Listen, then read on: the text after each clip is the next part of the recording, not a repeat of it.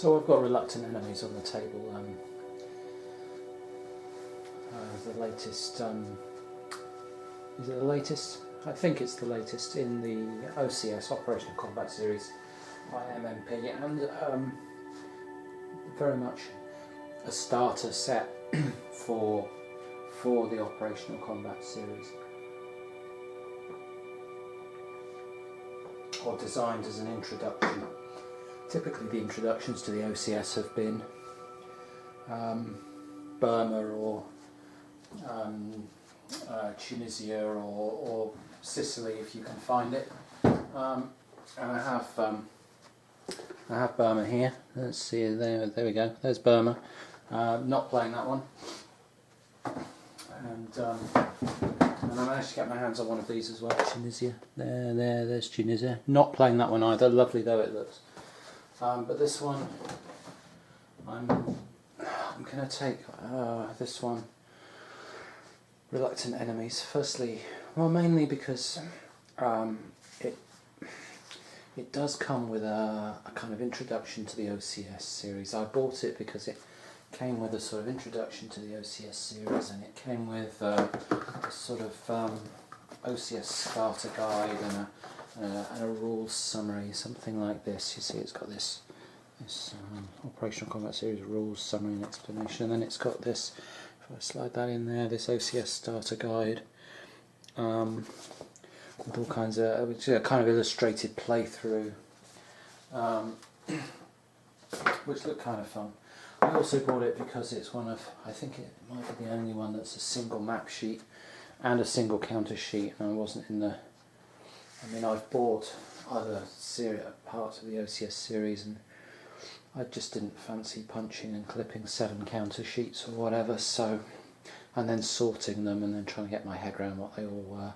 This comes with a single counter sheet, and if I just slide the camera around over there, you can pretty much see all the counters laid out for both sides.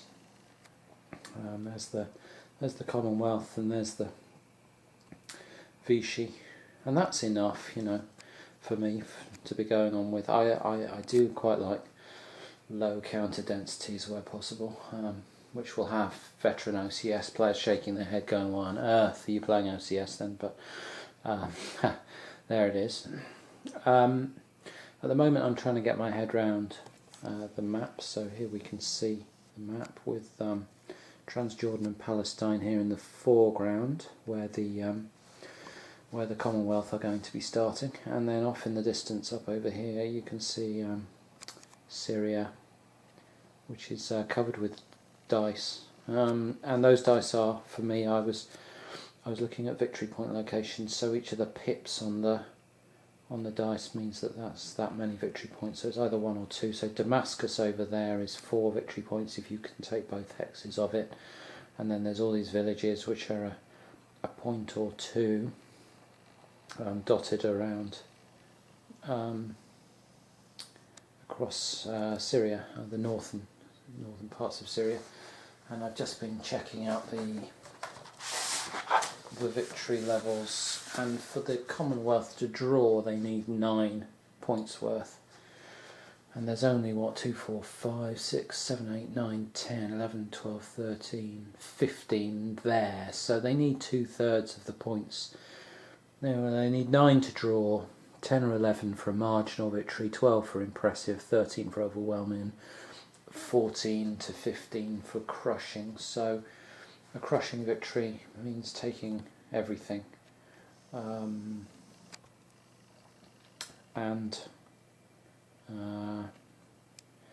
just to get a draw for the Commonwealth means taking 2/3 of this lot. So they've got their work cut out, especially with me playing them and not knowing what I'm doing. There's also you can also win a crushing victory. Either side can win a crushing victory. And obviously less than 9 points for the Commonwealth. Let's not be completely one-sided about this. The Vichy French stroke Syrians can win a crushing victory if the Commonwealth secure 5 or fewer of these victory points from these locations. So if they only take, say, 4 of these with 1 pip on each. So say those front 4 in camera shot there, if that's all they took, then that would be a crushing victory for the Vichy. And 6 is overwhelming, 7 is impressive, and 8 is marginal, 9 is the draw. So, you know, the more that the Vichy can hold of this lot, the better their level of victory gets. Both sides can win a crushing victory as well, and the Commonwealth do that by taking either of either side can score a crushing victory. Let's explain this properly. By controlling a sudden victory hex, and the sudden victory hexes are. I may need to. This may be easier if I just sort the camera out slightly. Let's pause it for a moment and just get it out of the tripod. The sudden victory hexes are, I think, Beirut. If the Commonwealth take Beirut, they win instantly.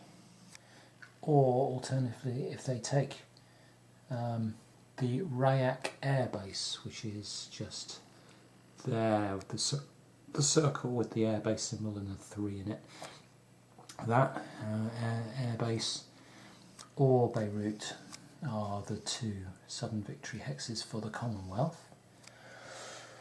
And if we come down this end of the table, if the Vichy French manage to take Haifa, that is a sudden victory hex and they win instantly, or they'd win at the end of the turn they were holding it. And likewise, if they took either of the entry hexes for the Commonwealth, Amman is one of them there in what is now Jordan, and or that one just marked B on the road there next to the Jordan River. So those are options for sudden victory. And that may look rather implausible, sudden victory, but if I just go checking out, trying to find, let's find a unit.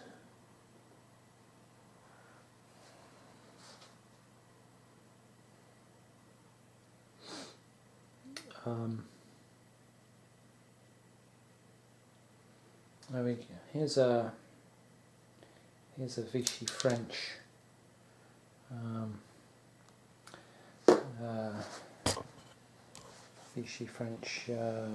let's see if we can find them. There we go, some Vichy French armoured cars, and you can see that they have, when they're flipped onto their move side, so this is them in sorry, I'm moving them out of shot.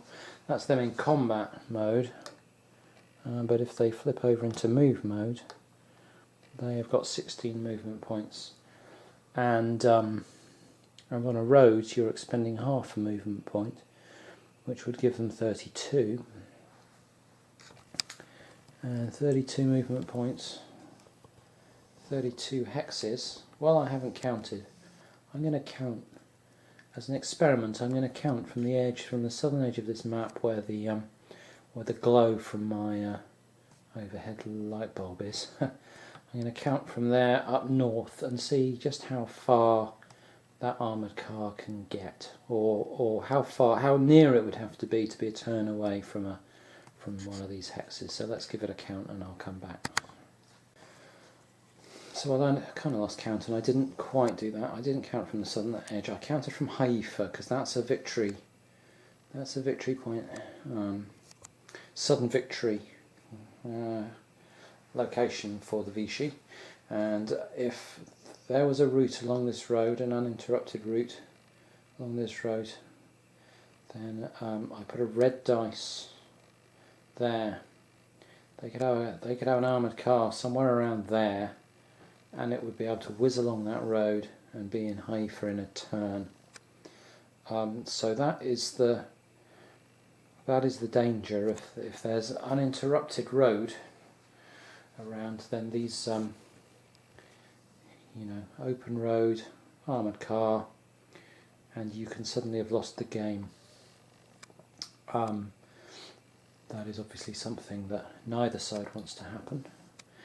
So, but that's just illustrative of the, you can think, oh, I'm not going to do that, but you can just leave something open, something silly, or an attack can just blow something out of the way, destroy something, and suddenly there's an open road, and it's oops, I seem to have lost.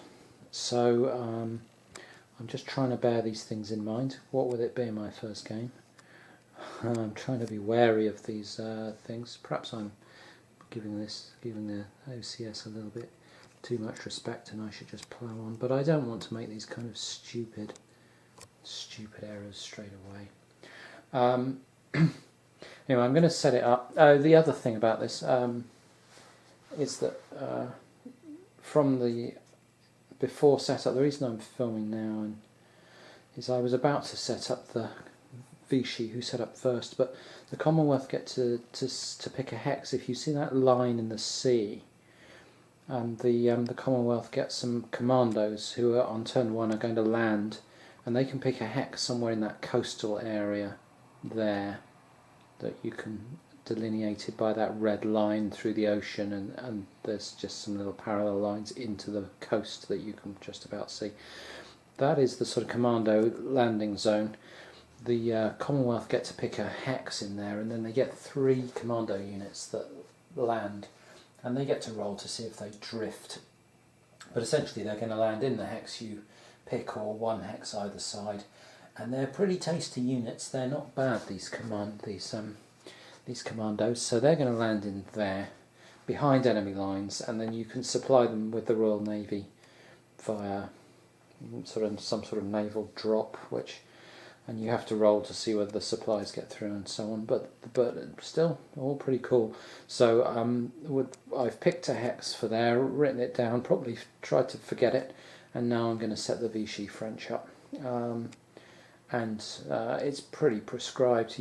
They have a little bit of free setup, a little bit, but really not very much.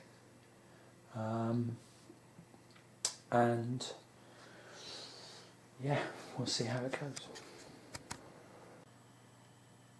So I've done Vichy French setup, and it's when you start doing this kind of stuff you realise how little you know about the game and how little you know what you're doing. So specifically, the game features all kinds of modes that you can start in. Units aren't just units like in a lot of hex encounter war games. Usually hex encounter, we're all used to having a sort of combat strength on the front and a disrupted side on the back, and that's that. In this game, you can start, as you can see here, you can start in reserve mode, and that means that you get to move in different phases of the game than if you were in normal mode, like this fella here. And if I flip this fella here, he's got different numbers on the back, not because he's disrupted, but because that's his move mode numbers, if I can. So he's 3 combat, 3 action, 3 AR, action rating, activity rating, whatever it is, and 4 move, whereas on his other side he's 6 combat, 3. So he trades half his combat for 1 extra point of movement, which is pretty rubbish. But some of them get a huge increase in, double move if they're in move mode. There you can see he goes up to a 2-3-10, or changes from 4-3-5 to 2-3-10, so half combat factors, double movement factors. And so I've been going around the board trying to make decisions as to what wants to be in move and what wants to be in combat. And then these reserve counters are a limited resource. You don't just get to use them willy-nilly. You only get to the amount in the counter mix, very set up for your scenario. And the Syrians have got 3, so they've started with a big stack over out in the desert there in reserve. Their units up in southern Damascus are in reserve, and they've got a big reserve stack up in Beirut. Again, then I suddenly thought, well, a lot of those will want to be in move mode because they'll want to be reacting and shifting out quite fast when the Commonwealth starts to make its plans apparent. So I've done the best I can with the very limited understanding of the rules that I have, and if this turns out to be a complete wash, well, that's great. You know, games sometimes go like that, especially when you're learning them, and hopefully you have fun and learn the game along the way. So that's what I'm planning to do. So we've set the Syrians up there, and now it's time to make the same kind of awkward and ignorant decisions on the part of the Commonwealth, and then I'll be ready to try and get this beast rolling.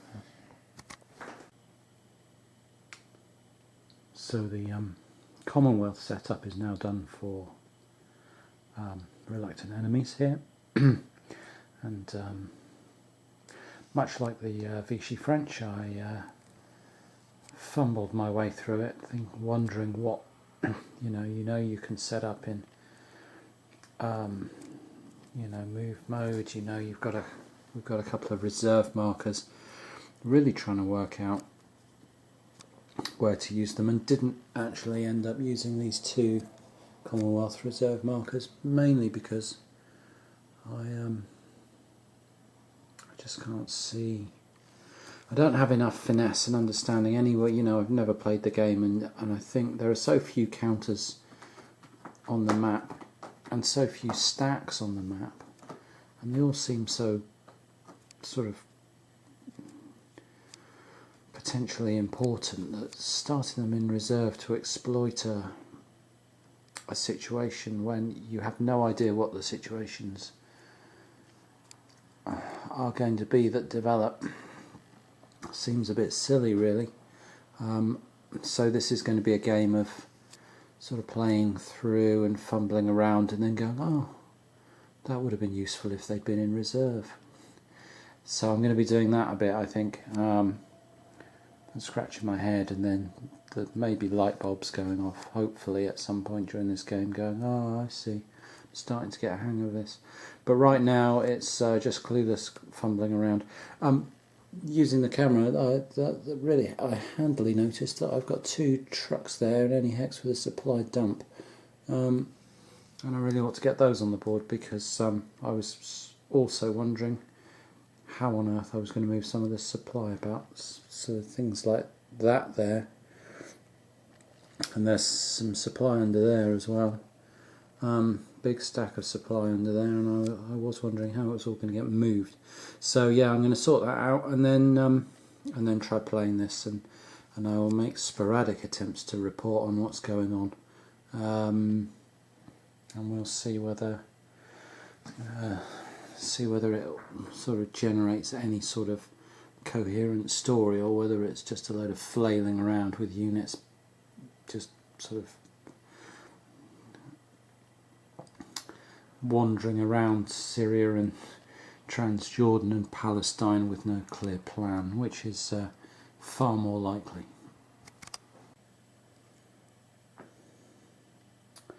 So just here with reluctant enemies, my first attempt at playing OCS, and haven't started yet, but this is strikes me as the kind of game, everything I've seen and read and watched about it suggests that there's an element of planning involved in what you're trying to accomplish. It's not a game where you rock around sort of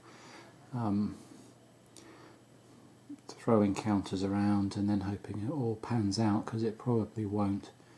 I think what I've seen from the rules and what I've seen from playthroughs and write-ups is that it is a game that rewards a certain amount of thought, and while I don't really know what I'm doing, I do want to try and look at the board, the situation as rationally as I can, even if it's only even if that doesn't encompass the mechanics of the game particularly well, we can at least see what we're trying to accomplish and what we're up against. So looking around at the setup, we know we're trying to get up around Damascus, where there's lots of victory points to be had. If we can get through those mountains to the airfield beyond, up over there, so much the better. We know that we're trying to get up the coastal road towards Beirut, and if we can't quite get to Beirut, we know that there's a lot of victory points to be had in villages south of Beirut. It won't be obvious on the camera, but if I zoom right into somewhere like this, you can see the Jordan River there. And just to the right of the Jordan River, you can see a sort of jaggedy brown, and you can just see a faint sort of grey jaggedy border to the hex, and that is an escarpment. And those are impassable, and there's lots of them on this map. So although this map looks like a nice sort of open terrain, the more you look at it, if I zoom in here, you can see lots of escarpment. That's impassable. Lots of escarpment. It's all impassable.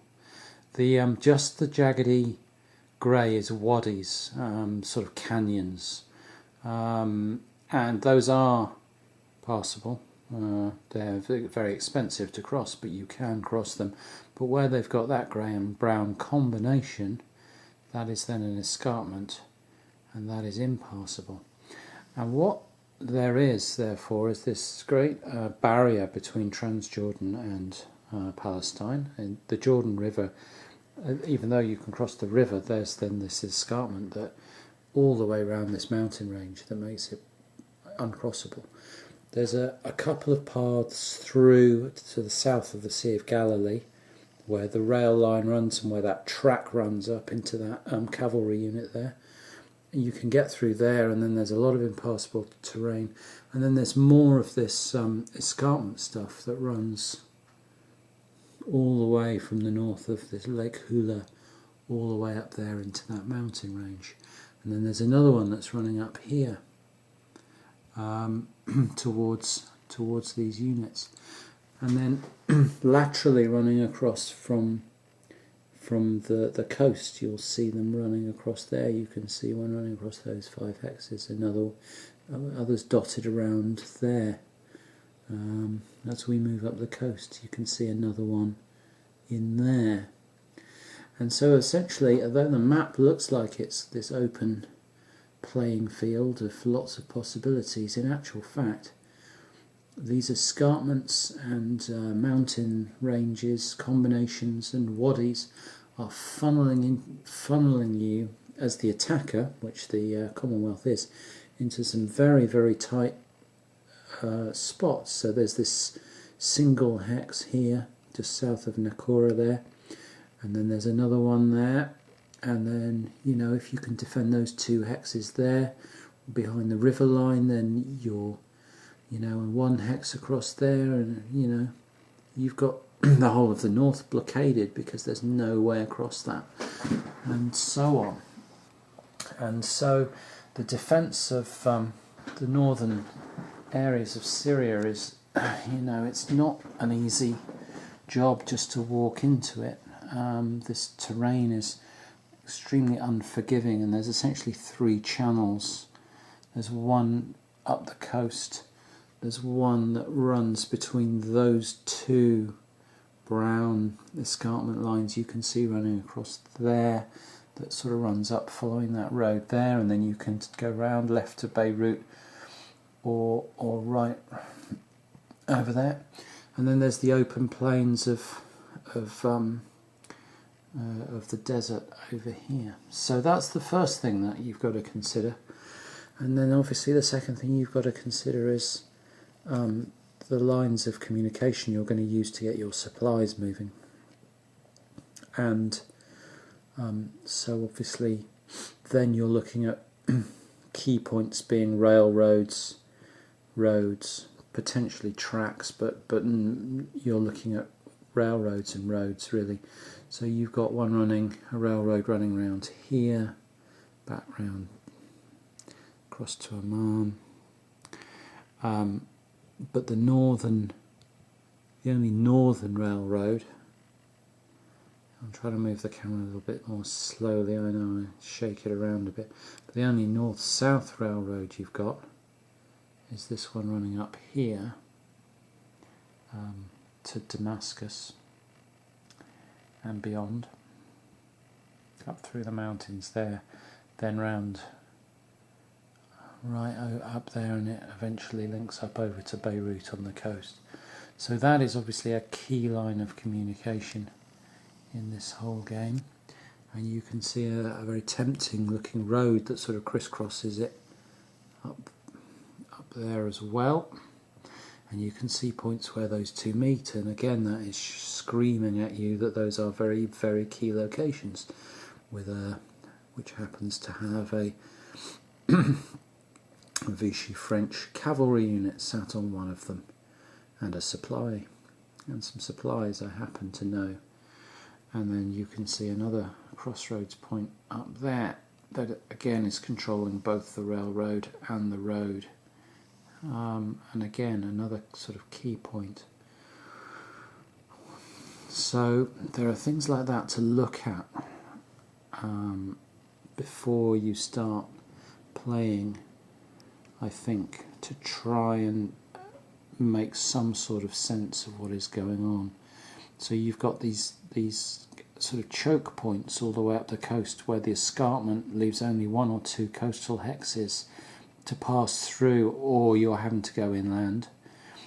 And then you've got the supply line issue up through the desert towards Damascus.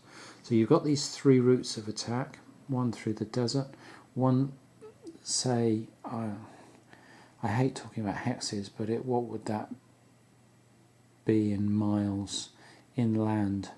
If that was, say, 10 or 12 hexes, I don't know what the scale on this game is, I guess that's about 50 kilometres.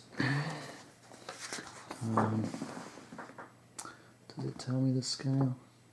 Hexes are 2.5 miles across, so that's about 30 miles. Yeah, about 50 kilometres then. Not a bad guess. So you've got this sort of slightly inland route up here, and you've got the coastal route.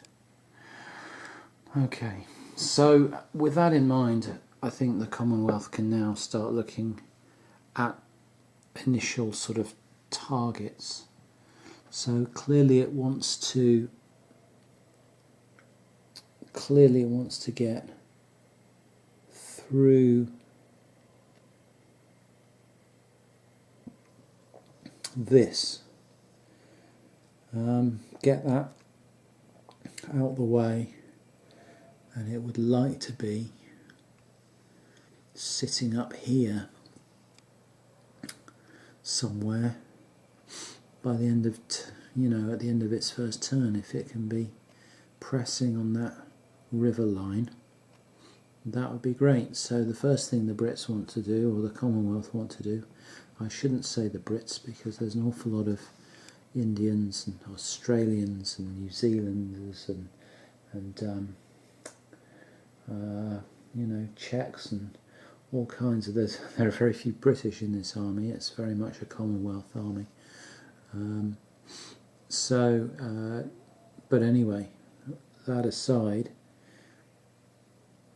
it would be nice to have a plan of action, just to try and develop a plan of action using the turn sequence to get this stack through that cavalry and up through there in here. And that might involve using one of those reserve markers. I'm not quite sure whether I'm allowed to have some of the stack in reserve. I assume I don't know. I'd have to check. Can I have some of the stack in reserve and some of it not? My initial reading suggested I couldn't. That if I put a reserve mark on something, it was for the whole stack, which would be a bit of a pain. That being the case, I might have to search around to see whether I'm allowed to set them up. No, that lot I have to set up all in the same hex. It's this grouping further over here that I have some freedom as to how I set them up. They can set up within 2 hexes of there, but they're not close enough to back these guys up with a reserve marker. Okay. So it would be, anyway, I'll see if I can figure out how to get that done.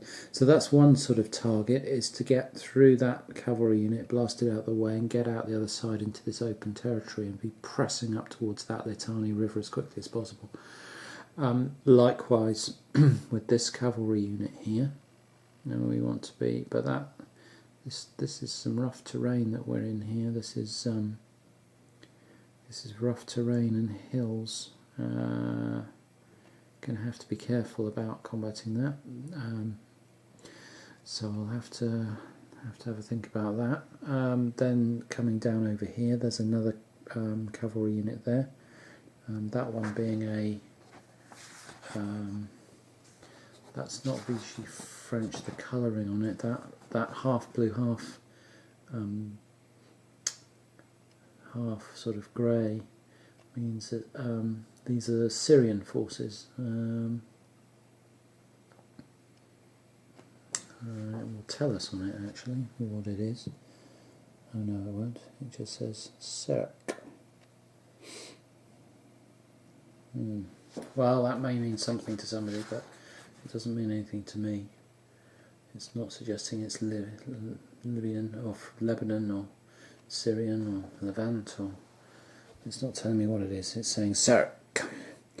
Okay, well, whatever that is, it's in my way as the Commonwealth, and I have some units here that can go and engage it, and I have a headquarters nearby that has enough range along that road and up this road here and then up this track to supply an attack into it, should that look like a good idea. I'm not sure it does. It certainly looks like a good idea to go and engage it. So I've got that to think about. And then over here we have this HQ and some units underneath it. We have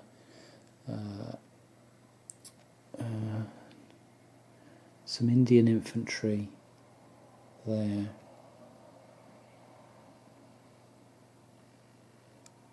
And I'm still not used to all the unit designations in this, and that is going to be painful because it'll start talking about costs to supply things, and it'll tell me that it'll cost me 1 SP to supply a brigade, and I won't be able to work out whether something is a brigade or not, because there'll be a whole mess of units all stacked together, and I'll be trying to fumble around figuring out what constitutes a brigade, or whether they're the same division, or yeah, that kind of irritation. Still, I'm just going to play slowly and carefully and try and figure it out. Anyway, back to this situation. Again, there's a very tempting looking target there. Some Vichy French cavalry, not a bad unit for combat. 3 activation rating and 5 movement.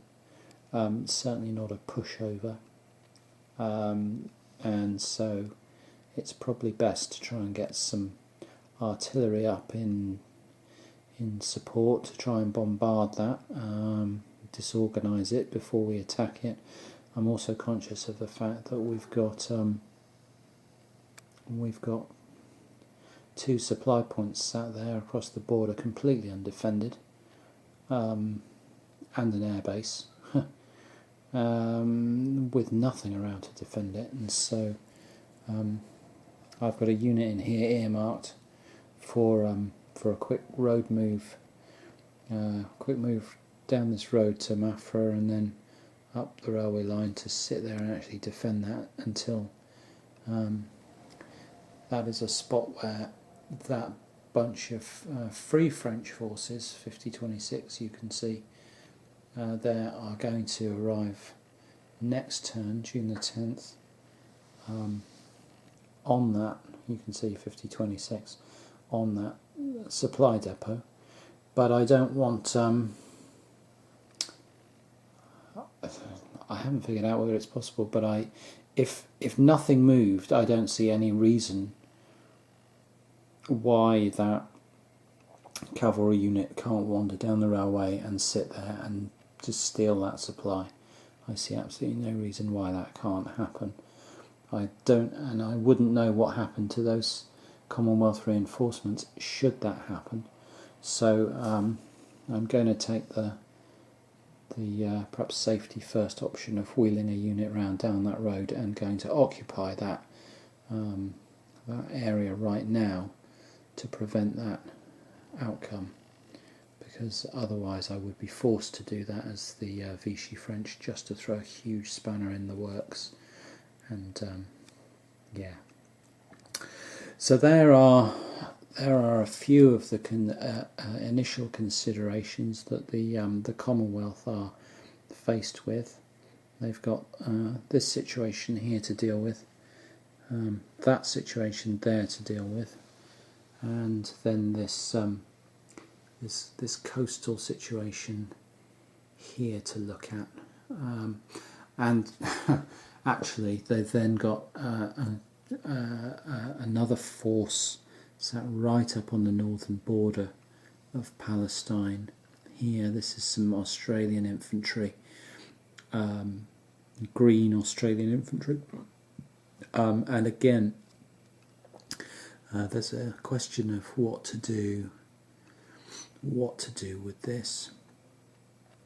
I think I want to take that town, Banias, or at least, and I don't think I can get supply into Banias. I'm fairly sure down this road though, from here I can get supply down there and then across the plains to this hex here, which is 2514.